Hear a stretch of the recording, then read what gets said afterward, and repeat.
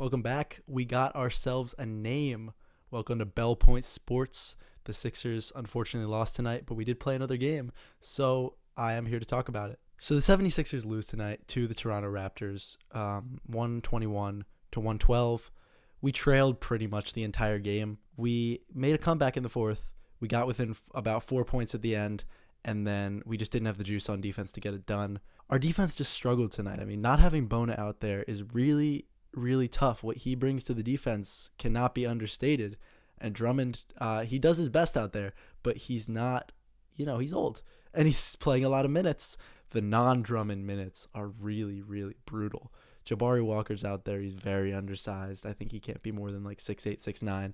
And he just can't guard guys like Sandro Mamukelashvili out there. That dude's like 7 foot and he moves like I used to love him when he was in San Antonio. I thought he was going to be way more than what he is. But even what he is somebody that can just abuse you if you don't have a big body out there to guard him.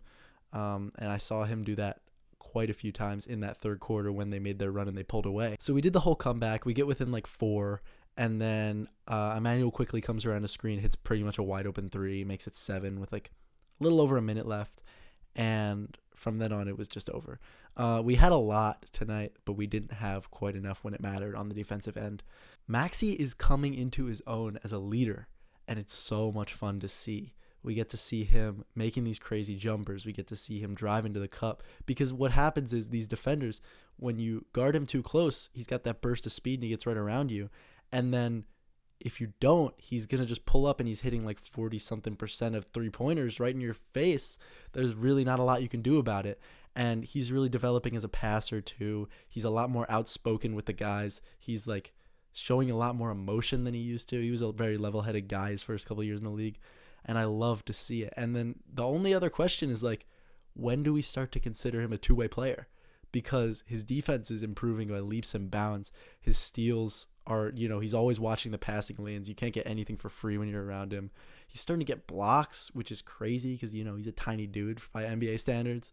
It's awesome to see. So I'm wondering, like, truly, when do you think we're allowed to call him a two-way player? I think it's coming up soon. That being said, when Maxey got hit in the face in that fourth quarter, my heart skipped a beat. I was like, he's blind. He's blind or he has CTE. Because if you've been through, Sixers fans are going to sound off in the comments on this one, but if you guys have been through the injury luck that we've had, I don't think there's a franchise that in the long term over multiple guys has had the horrible luck that we have. I mean, the Ben Simmons stuff, Embiid stuff, Markelle Fultz had I think it was like an ATV accident and then his shoulder was never the same. Zaire Smith had like a peanut allergy that sidelined him for his entire rookie season or something crazy like that. Other teams have had individual devastating injuries, Derrick Rose, Hallie in this finals, like Brandon Roy. Like they're out there.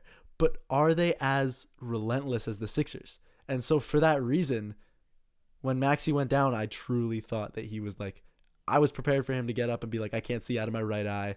My career's over. Because that is actually the luck we've had. I mean, think about what happened to Barlow even this year. He had a laceration they called it, but it was a cut on his elbow.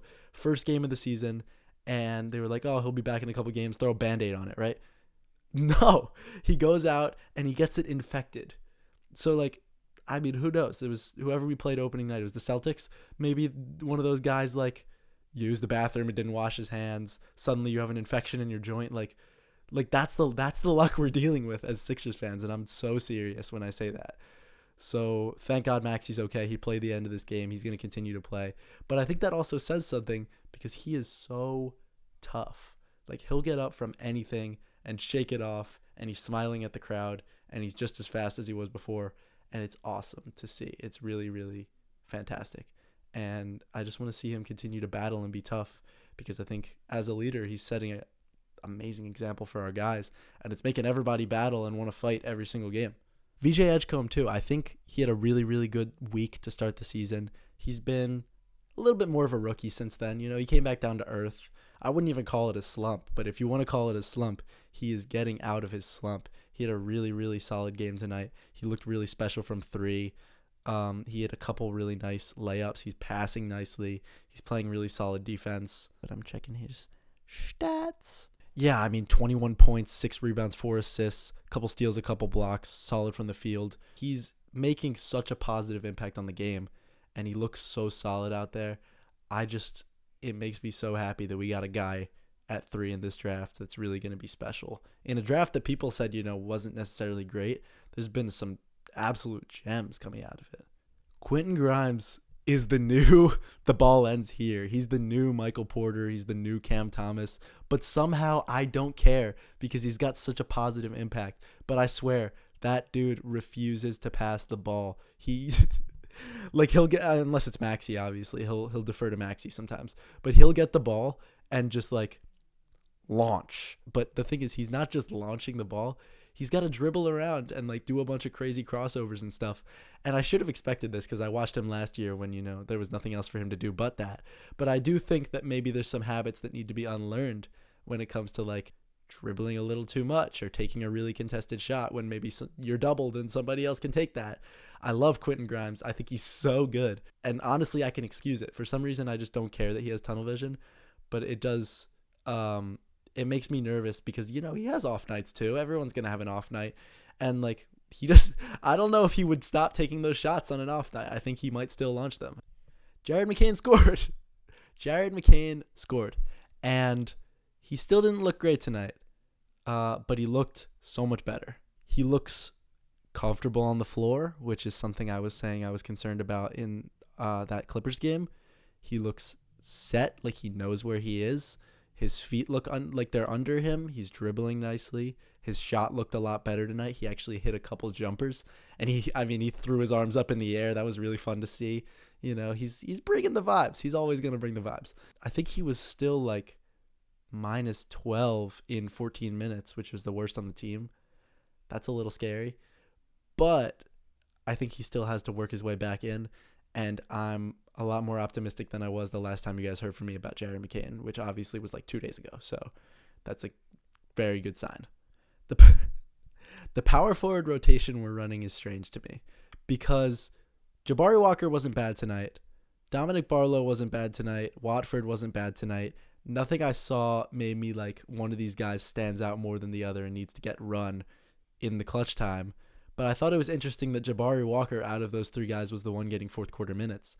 I guess because he's the biggest and we needed some size on the defensive end. But I don't really know if that paid off because he might be big, but he's still not a great defender. And, he doesn't do anything better than Drummond. So especially when Drummond came off the floor and he was trying to play center, that was a scary time. They were just absolutely abusing him on the inside. I did want to mention my guy Justin Edwards because, like I said, he's my guy. I love him. Rooting for him always. He was the only plus on the roster. He played, 15 or so minutes, and he looked solid. A lot better than last time, and they were winning when he was on the floor, which matters more than anything. I don't care if you have 5 points and a couple, counting stats. If the team is winning when you're on the floor, then you're doing something right. And Justin Edwards was doing some stuff right tonight. I'm excited to see more of him as, our team inevitably gets banged up. Because like I was saying, injuries, dude. But yeah, that's pretty much all I have to say about tonight's Sixers game. We got the Bucks coming up tomorrow night, 8 p.m. Eastern. Another pretty tough matchup. I think that Giannis is going to abuse the fact that we still have no centers. Miles Turner as well.